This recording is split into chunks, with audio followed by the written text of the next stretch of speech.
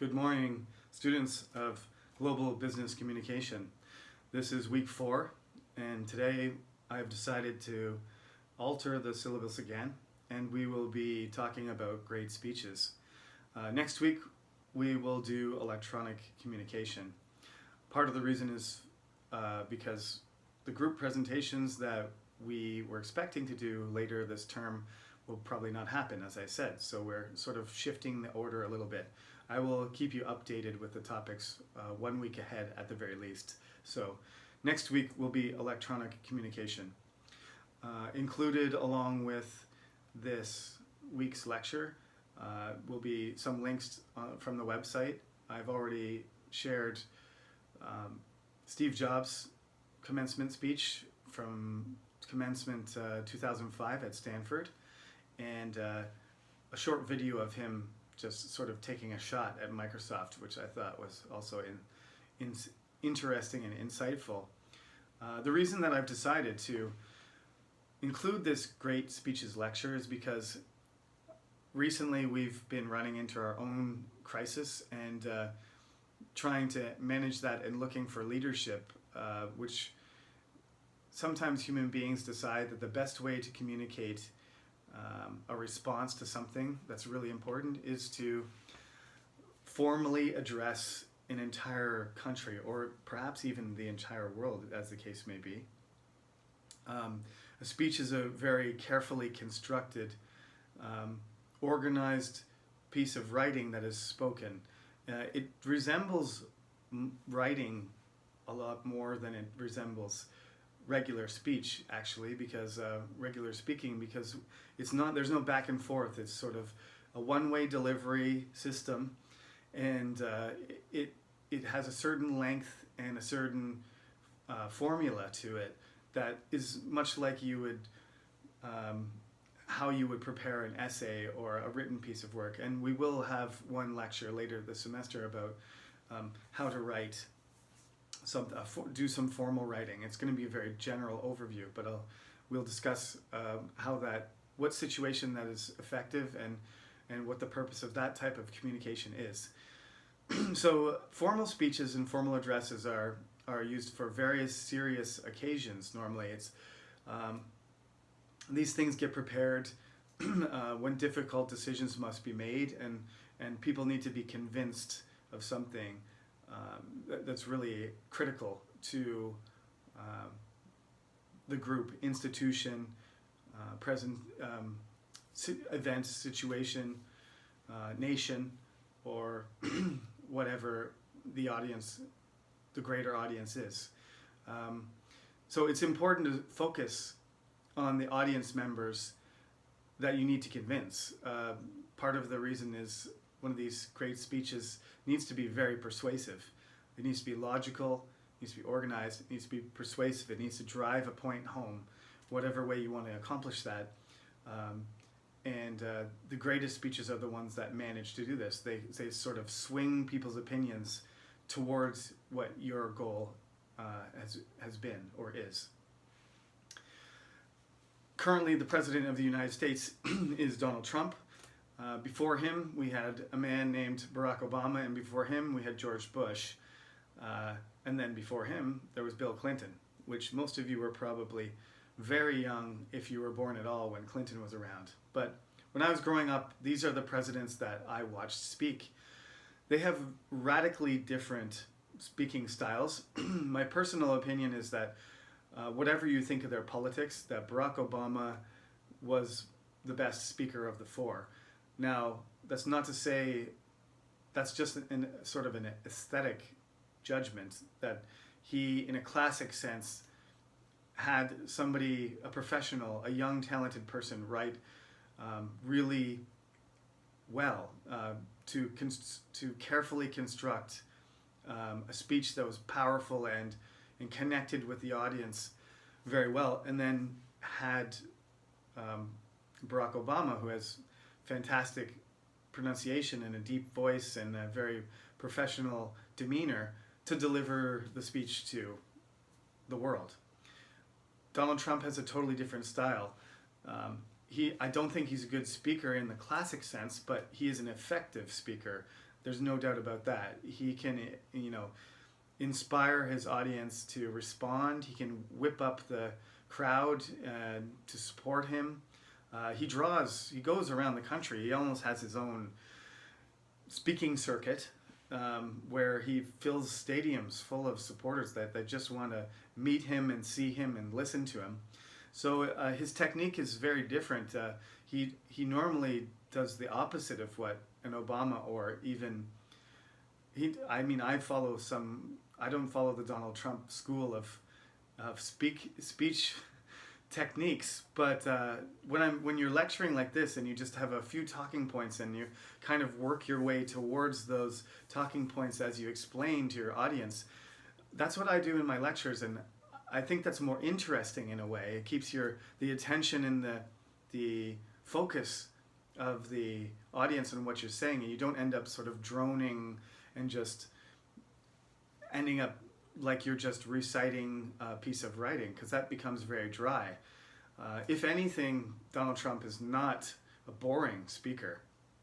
He always has things to say about everything, and sometimes they're short and sweet, and sometimes they're sour, depending on what you think of what he's saying. But he does draw people into what he's saying, and the responses are strong. Like the cheers and the support are strong and noisy, and the people, he was booed at a baseball game, and people dislike what he says, but whatever the response is, he has a strong response. It's not a bunch of, after he finishes his speech, you don't see a whole bunch of people gently clapping in their chair. It's one reaction or another. So he has that effect on people to draw them into what he's saying and to invoke responses to his audience, which is it's an important part of being a good speaker. He goes off on tangents a lot, which you may have noticed I do also, especially in this class, because there is no textbook to sort of restrict me to certain points, so I end up kind of going off on tangents to illustrate points and to connect things.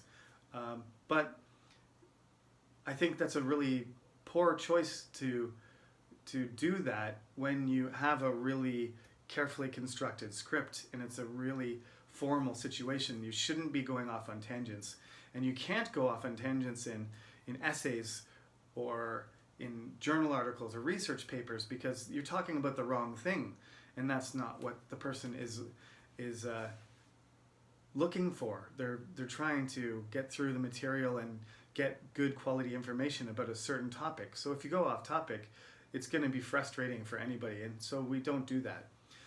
In a formal speech, it's kind of the same way.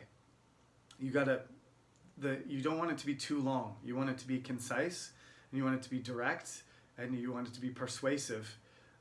But you don't want, it doesn't necessarily have to be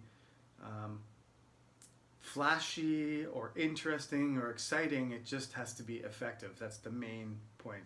Now, some people are entertained by different things. So just having good information, being entertaining means sometimes using different techniques.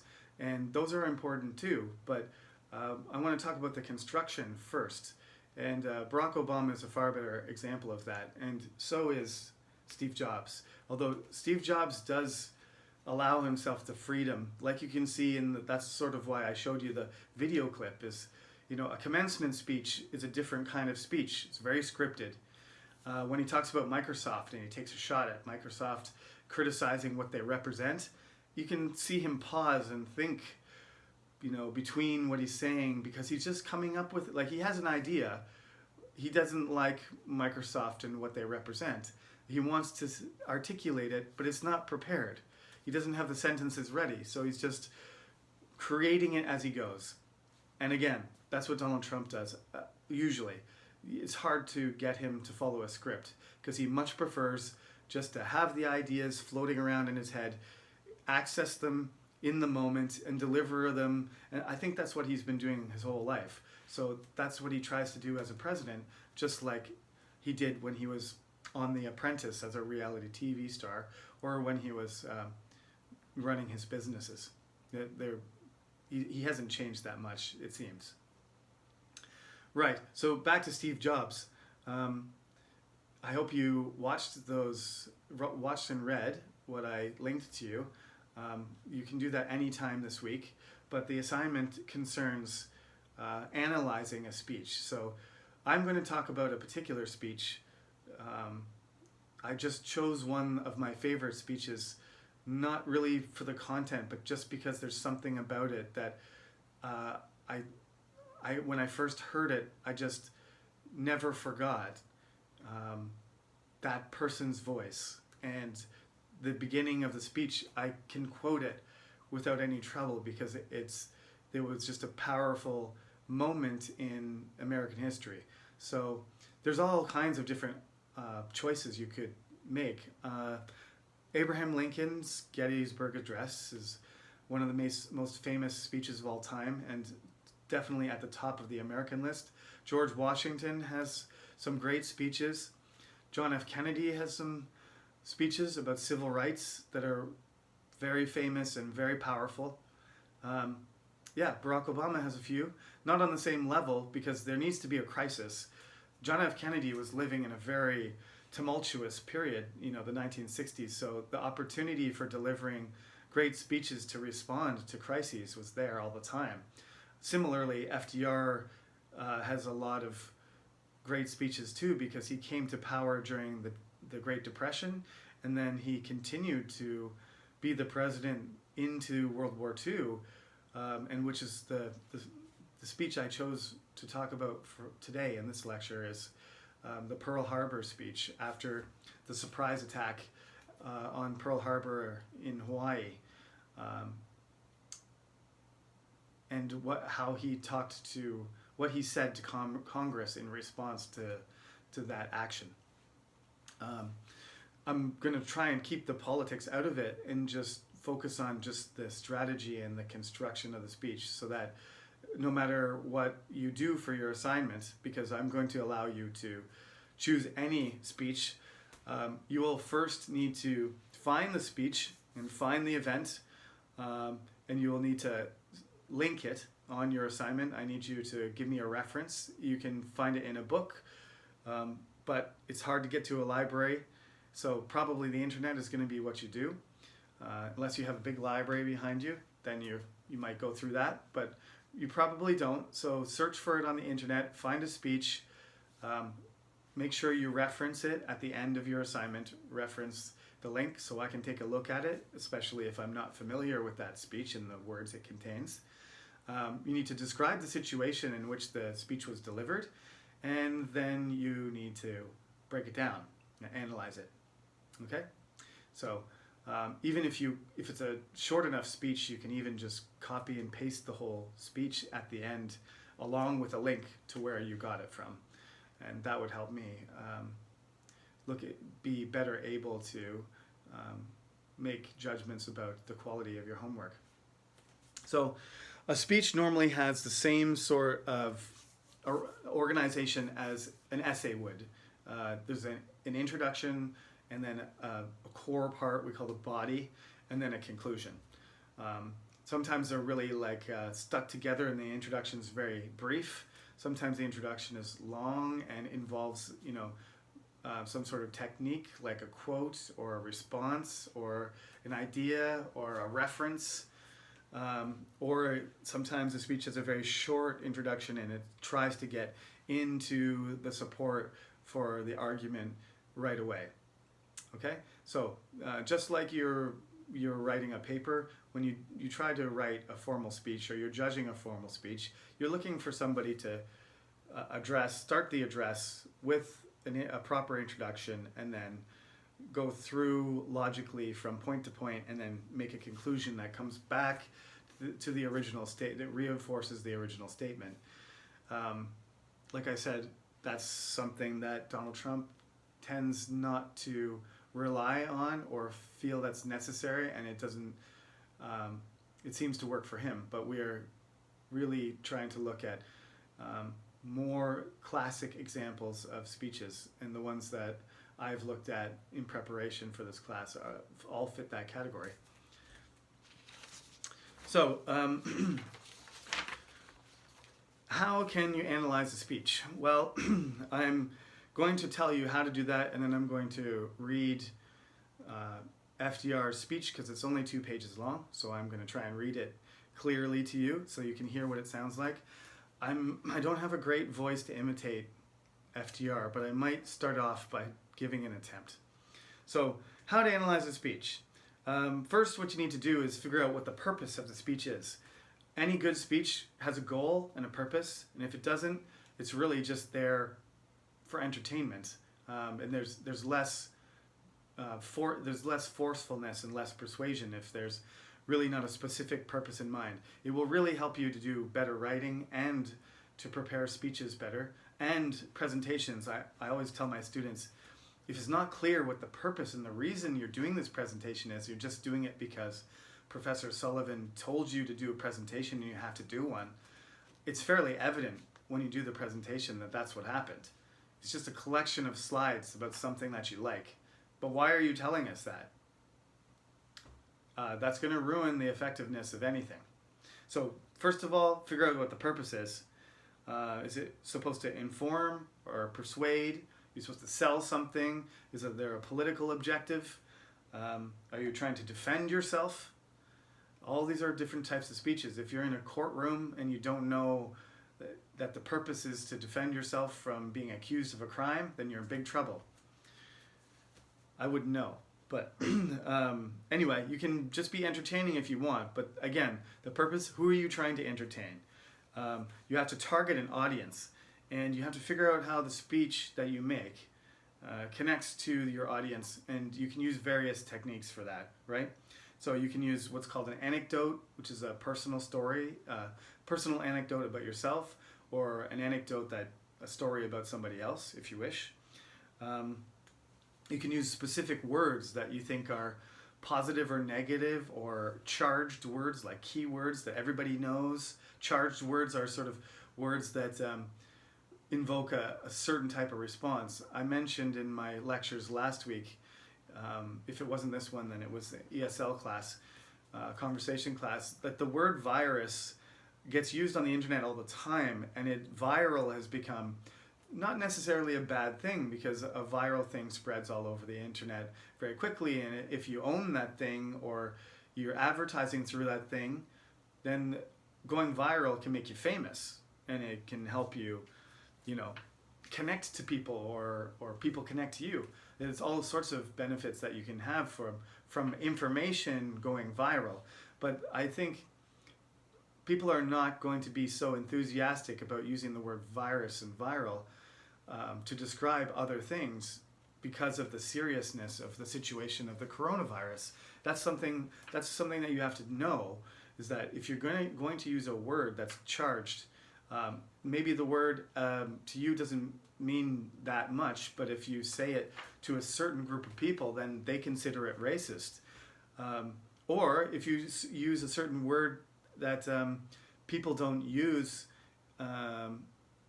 it's a certain dialect word or something that demonstrates your connection to somebody, like Ronald Reagan and John F. Kennedy, when they were visiting Germany, John F. Kennedy in particular spoke in German in the middle of his speech, saying, "We are Berliners, we are Berliners." And I'm not going to be able to remember, Ichtenstein, Berlin. It's another one of those just amazing speeches, and when he says that, you can just hear the crowd just explode to hear the American president say something in German to German people. They're ecstatic. Just the crowd explodes with enthusiasm. The same thing happened when Ronald Reagan went to Germany and said, "Mr. Gorbachev, tear down that wall." That just the West German people just exploded with enthusiasm, and he didn't say it in German, I guess, but they all understood what he was talking about. He was saying something that connected specifically to them. So choosing words, a particular language or a particular vocabulary can allow you to connect to your audience in a super powerful way. If you choose the right words, those those words resonated with me just because I saw how the crowd responded to that. And I've heard it so many times. And the roar of the people afterwards, it indicates to you that John F. Kennedy and Ronald Reagan, one completely different than the other in terms of their politics and everything, both captured a moment there with their speeching, with their speech writing, and with their speech delivery. Speeching is not a word. Sorry, I just made a new verb there, speeching. But it's not a word, don't say that. Okay. So yeah, you can use expert testimony, you can use examples, you can use statistics, you can change your tone. And variety of tone is something that I try to do. If you just speak in a flat, boring, robotic way and you don't move around at all, you lose people's attention, and that's not going to be effective. You can understate, you can exaggerate, you can make accusations, you can deny the truth of something, or say something's invalid, or deny accusations. You can assert something, you can criticize, you can inspire, and you can appeal to emotion. That's not even a complete list. There's lots of other things that you could use to make your speech more effective. So when you just look at a speech and you just read it, you won't get that sense. So it would be even better. I want to see the script, and you don't need to link me a video of the person actually doing the speech. But if you choose something recent enough, within the last 100 years, you can at least get an audio clip of it.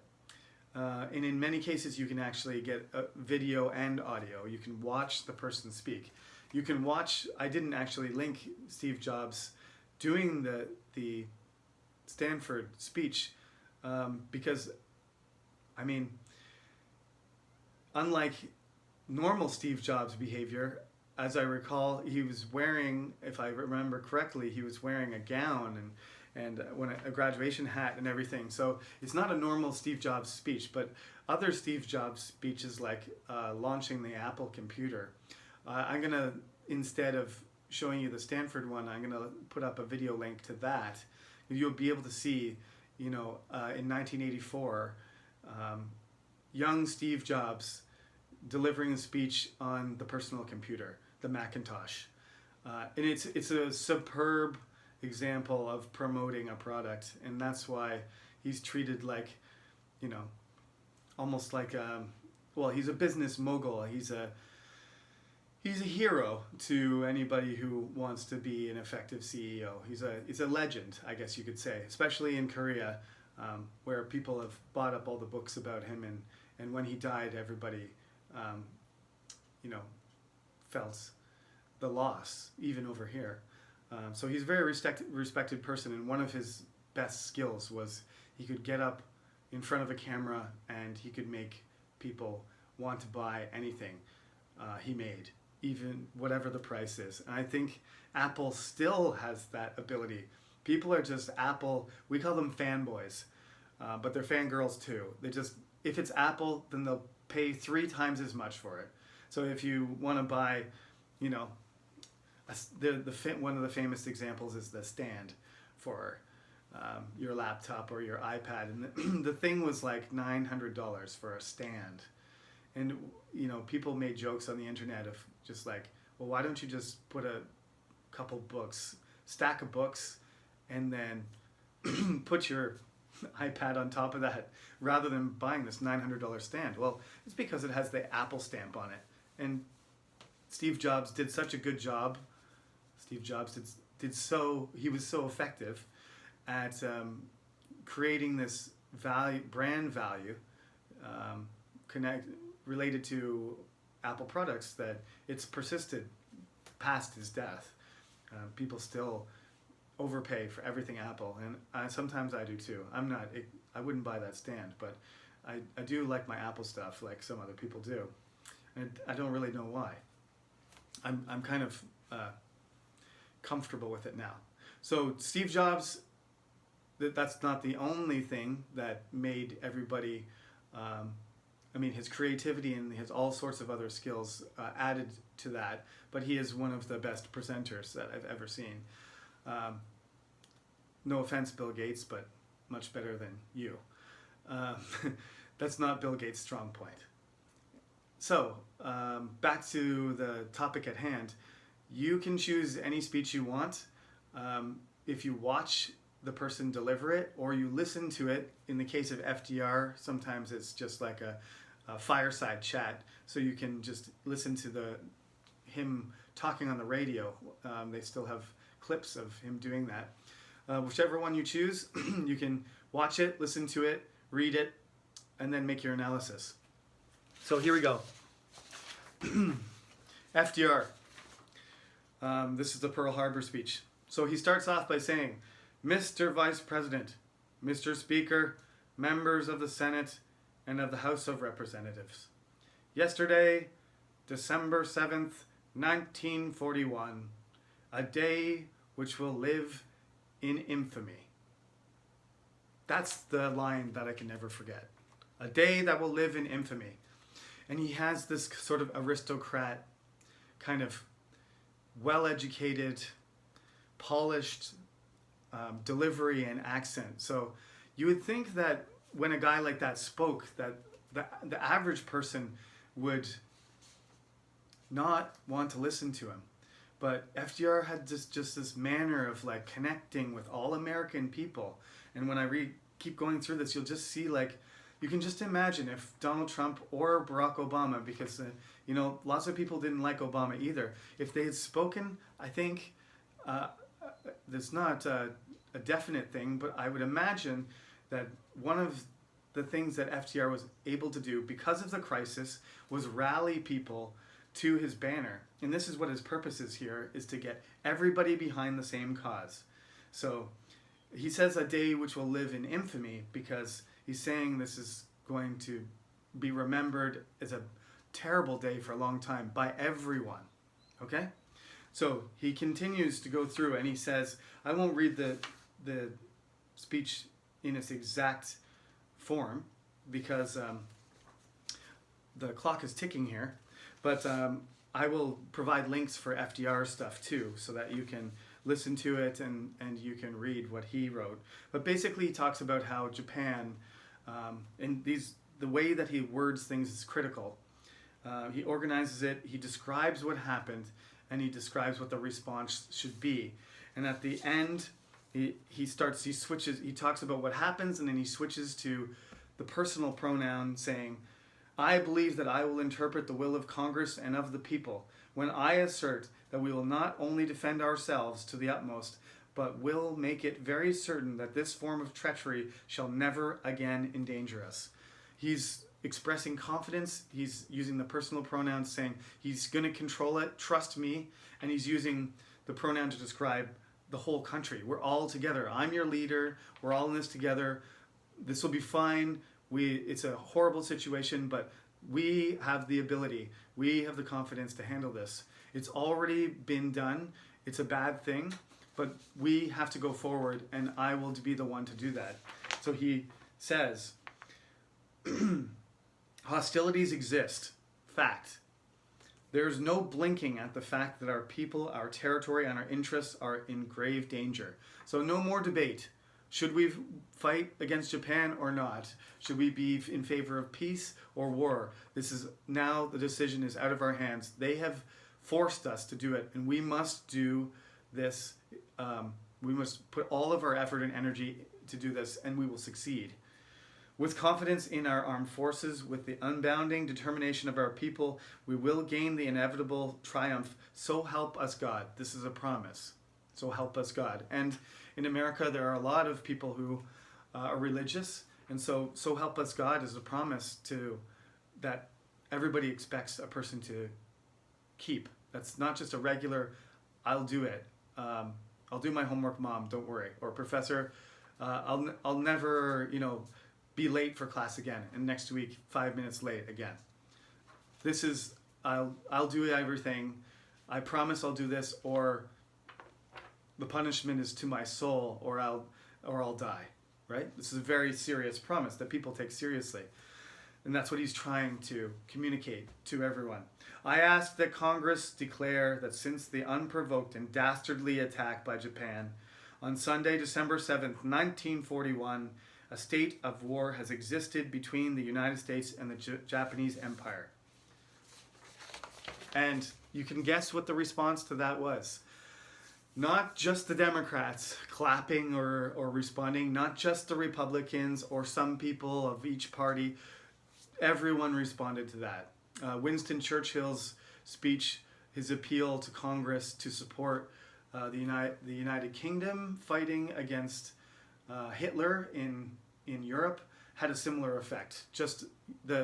You can't really hear anything when all of the people in the Senate and Congress, rather, in the White House, everybody stands up and starts clapping and voicing their support and enthusiasm.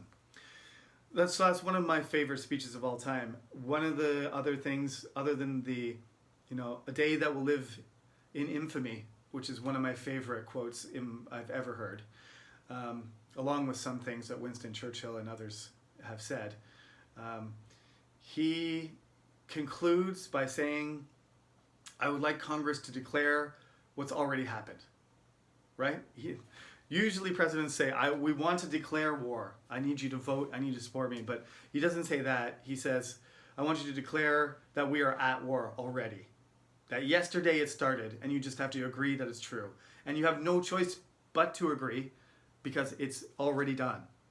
So he's really not asking Congress anything. He's just saying it's already done, so now we're at war. Just sign your name, okay? That's called fait accompli, which we say fait accompli in English, a little bit softer on the French accent.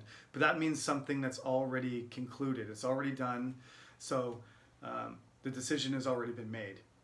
And that was his main technique there, was that he was expressing the confidence that they're going forward and that the preparations are not necessary or not requested, that they're happening. It's definite, it's done. So that's one of the most famous speeches in American history. An American presidential speech is a good choice. I know you are from various countries. I've had some people ask this semester and in the past, can I take something from my own language, whatever language that may be, from your home country or another language? My answer to that is no, simply because I can't get reliable translation and I can't understand it in the original language. So it's very hard for me to judge the quality. And if you translated yourself, I wouldn't know if your translation was bad or the speech was bad. So you're going to have to find something in English. I don't care what country it's from. It could be from Russia or it could be from Mozambique. It doesn't really matter where it's from. If it's a famous speech and you can find the transcript, then you can analyze it. I prefer you to look for great speeches, not bad speeches. So don't look for something that is obviously not done well, whether it's famous because it's done badly or not. Look for a speech that's impressive and look for the qualities and the techniques that the person uses in order to deliver the message. And that's what your assignment is for next week. I'm not going to make you write a speech in this class, but we are going to do presentations. And we're going to organize it kind of like a TED presentation so that the format of the presentation is open. Since we only have 8 students, I checked the roster, we have enough time for each of you to do a 10-minute presentation yourself. And I think this is very valuable. If you want to get promotions or get recognized or promote yourself, then you should improve your speaking skill. So each of you will get to do a 10-minute thing. And you will get to decide. I'll leave it up to you. In conversation class, I say, you're not allowed to read a script. But I will allow you to read a script in this class because this is not conversation. This is business communication. So you can do it. We'll talk about TED presentations later. There are good ones and bad ones, but the format is usually 10 minutes long. Anything goes. So you can choose whatever topic you want. But we'll examine some examples in more detail so that you can see what works and what doesn't. So for now, this week, find a great speech, listen, watch it, and read it, link it for me, and then next Monday. Next Monday is April 6th. That's when your class would normally be held, so I would like you to email me that second assignment next Monday. All right. We are done for today, so if there's any questions, you can direct them towards me on email as usual, and enjoy your Monday, and stay safe, stay clean, social distancing, masks and everything as usual. Talk to you again next week.